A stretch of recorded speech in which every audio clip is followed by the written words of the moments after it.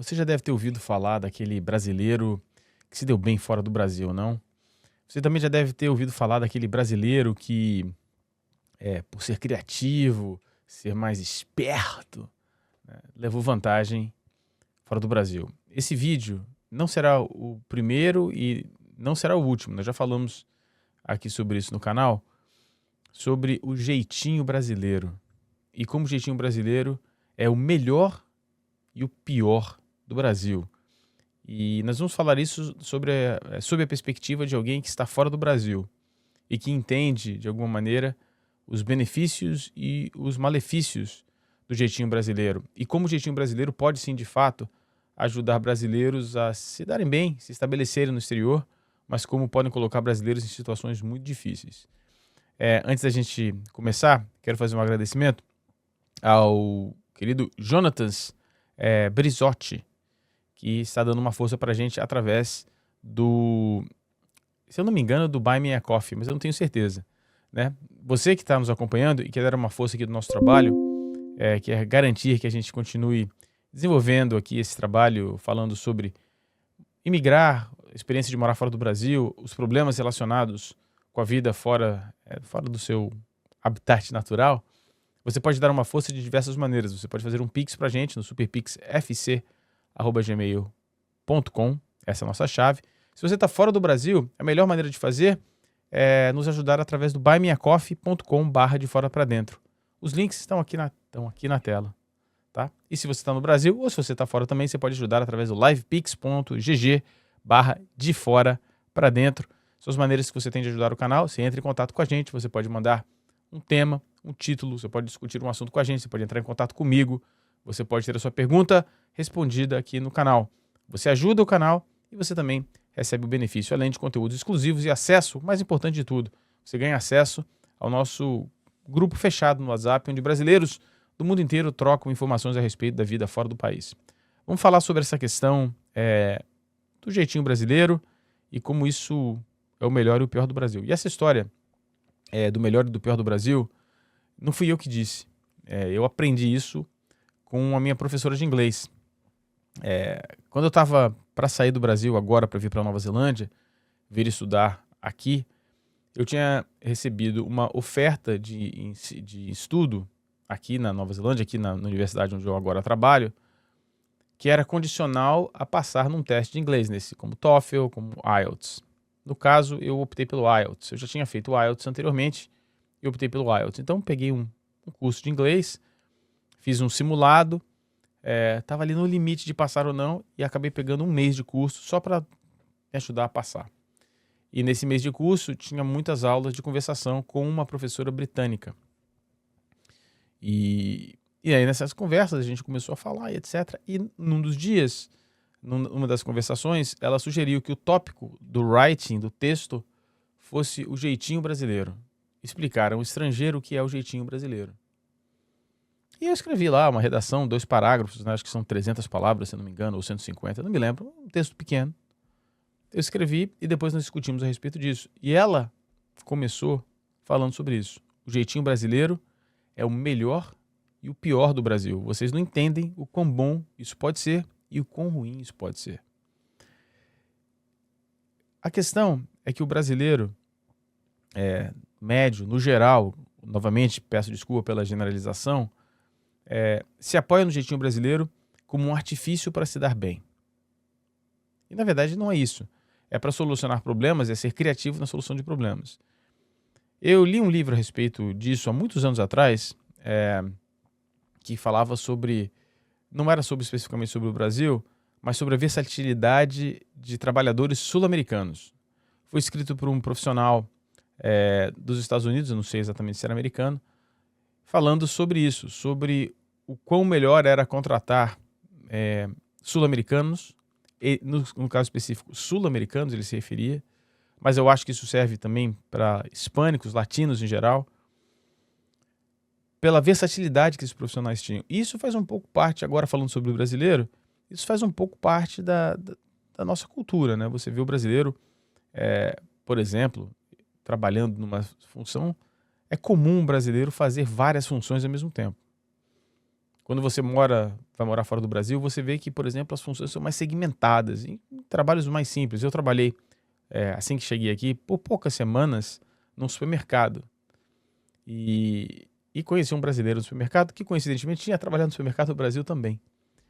E ele dizia, no Brasil eu colocava os produtos na prateleira, limpava, fazia tudo. Aqui não, aqui ele fazia apenas manutenção de produtos na prateleira. E tinha um cara para limpar, é mais segmentado. O benefício do jeitinho brasileiro, e como eu disse, não será o primeiro nem o último vídeo a respeito disso, o jeitinho brasileiro, a parte benéfica do jeitinho brasileiro, é isso. É prover pessoas com uma capacidade criativa, uma capacidade de solucionar problemas. Por outro lado, o jeitinho brasileiro, que é o malefício, que é ruim, que é o pior do Brasil, é quando essa versatilidade é utilizada para se dar bem, de maneira ilegal. E essa situação deriva e traz essa conversa para um ponto que me incomoda demais. Muitos brasileiros que eu conheci, muitos brasileiros que fazem parte de grandes comunidades brasileiras fora do Brasil, não são todos, obviamente, têm muito orgulho de identificar falhas nos sistemas em outros países e aplicar o jeitinho brasileiro para se dar bem. Isso me incomoda. Isso me incomoda muito. Não que o Brasil seja o pior lugar do mundo, não. Existem países europeus onde a burocracia é muito complexa. Mas boa parte da burocracia implementada no Brasil é para evitar o jeitinho brasileiro.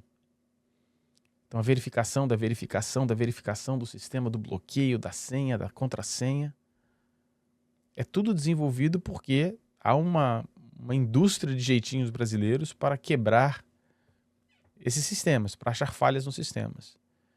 E quando você vai morar fora do Brasil e você começa a apreciar a simplicidade burocrática de algumas situações, isso acontece porque o jeitinho brasileiro, ou o jeitinho, não é uma coisa só brasileira, tá? Eu vou falar sobre isso também no final desse vídeo. Não é tão aplicado quanto é lá, quanto é no Brasil. Isso é uma coisa que para mim quando eu vejo um brasileiro afirmar que se deu bem, eu vou dar um exemplo.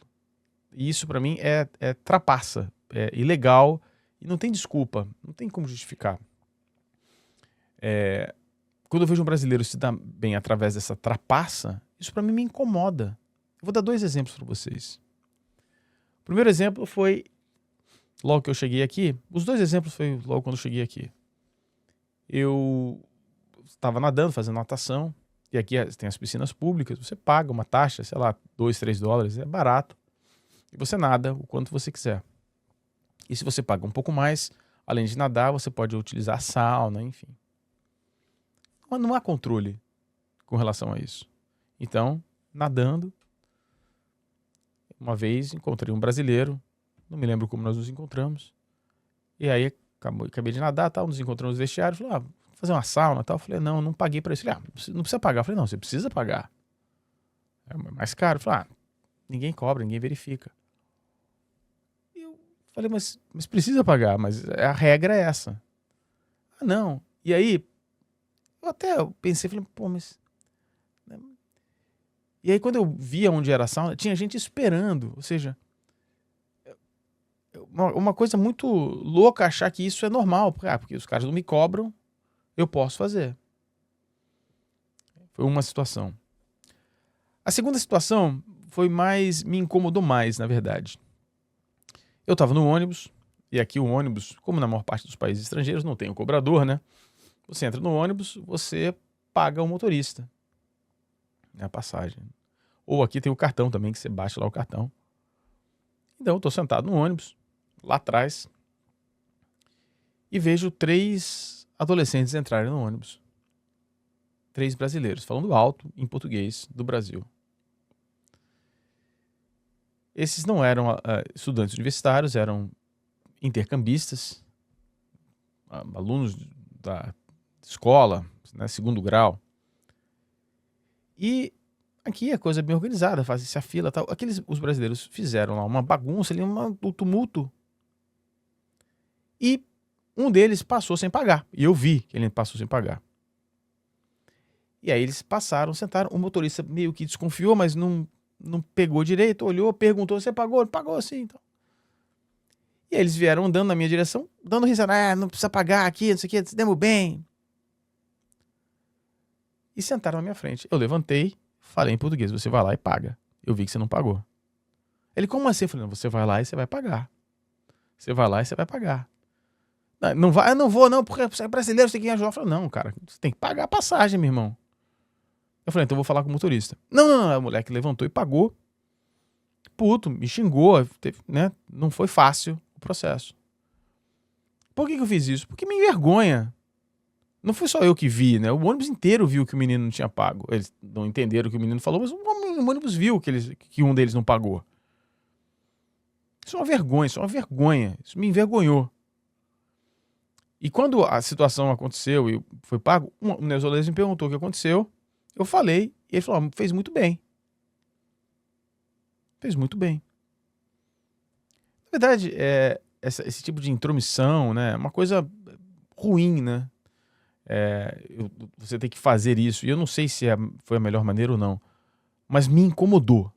Eu fiquei incomodado com isso.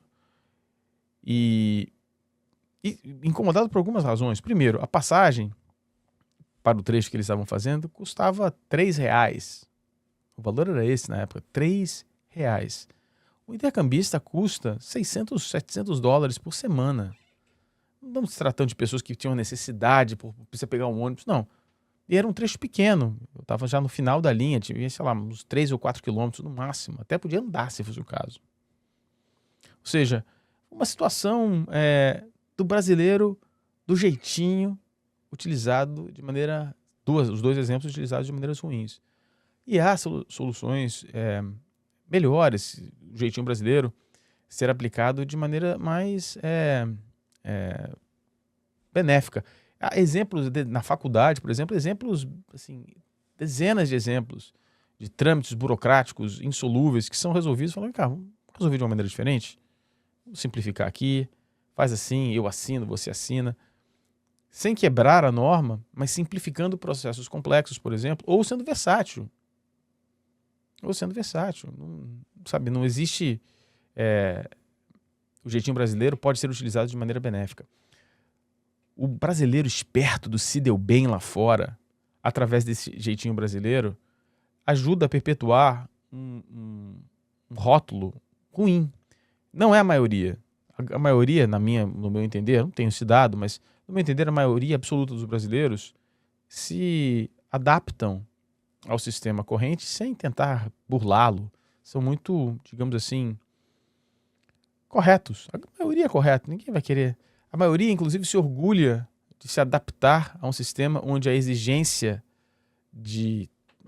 a pressão por trapacear é muito menor. O sistema não é desenhado para isso. O sistema não é desenhado para isso. O sistema é desenhado para não ter esse tipo de coisa. Não precisa dessas traves burocráticas, da documentação, os processos, senha, contrassenha, antissenha, código, bloqueio, token, sabe? É uma coisa maluca no Brasil. E as pessoas não se dão conta que fora do Brasil, muitas dessas coisas são muito mais simples, porque não existe isso. Muitos brasileiros, a grande maioria, não vive disso. E digo mais, eu estou falando do Brasil, e aí vai uma cutucada em Portugal, por exemplo, que está pegando no meu pé, está invadindo aqui esse canal, é uma cutucada porque não é a maioria dos brasileiros, não é a maioria, mas há exemplos de brasileiros que fazem isso, como pessoas de outros lugares. O que a gente chama de jeitinho brasileiro, que foi rotulado por nós brasileiros, também tem o jeitinho angolano, tem o jeitinho argentino, todo mundo tem o seu jeitinho. O latino, os africanos, os países que têm um passado similar, que exigem versatilidade das suas pessoas, há uma pressão muito grande, você tem que se adaptar em várias funções para você manter o seu emprego. Isso tudo gera uma cultura da versatilidade que não é única do brasileiro. Não é única. Então, esqueçam isso. Isso eu queria, inclusive, comentar. Falei, vou falar depois sobre isso. Isso não é só do brasileiro, né? Isso é uma das grandes bobagens, né, que foram inventadas, que o brasileiro é melhor, que o brasileiro é mais criativo, que o brasileiro é mais... a mulher é mais gostosa. Isso é uma bobagem, né? Uma bobagem sem tamanho. Uma coisa que é metralhada na cabeça dos brasileiros continuamente sobre o quão melhor nós somos, o brasileiro é o melhor jogador de futebol do mundo. Isso é uma bobagem, as grandes bobagens que a gente ouve na história recente do país. Então, não é uma coisa só de brasileiro. Quando o brasileiro faz isso, perpetua esse rótulo, essa visão e dá justificativa, né? E sempre vai ter, né? Sempre vai ter um imbecil do outro lado que vai falar, todos os brasileiros são assim. E a gente sabe que não é verdade. Bom, antes da gente sair aqui desse vídeo, eu vou pedir uma ajuda para vocês. Tem várias formas de vocês nos ajudarem. Uma das formas de vocês nos ajudarem é vocês visitando qualquer maneira aqui para se tornar um Patreon aqui do canal, fazendo um Pix pra gente, já falei, o buymeacoffee.com/, ou o livepix.gg/, o Buy Me a Coffee em qualquer lugar do mundo, o livepix.gg é dentro do Brasil, o Pix é no Brasil e agora em Portugal também. Muito obrigado a galera que tem mandado e-mails pra gente, e-mails bem simpáticos, né? É legal você receber e-mails dessa galera. Obrigado a galera que manda e-mail aqui pra gente. Se quiser entrar em contato com a gente, tá aqui, ó, canal de foraparadentro@gmail.com, e a gente tenta responder a todos os e-mails da melhor maneira possível. Entre em contato com a gente, não se esqueça, dê uma força aqui pra gente, deixe seu like, se inscreva no canal, marque o sininho de notificação e, sobretudo, deixe seu comentário aqui, né? O que você acha do jeitinho brasileiro? É de fato o melhor e o pior do Brasil? Foi uma boa definição da minha professora Kim, quando eu estava estudando aí, antes de sair do Brasil. Diz aí o que você pensa. Grande abraço, até a próxima.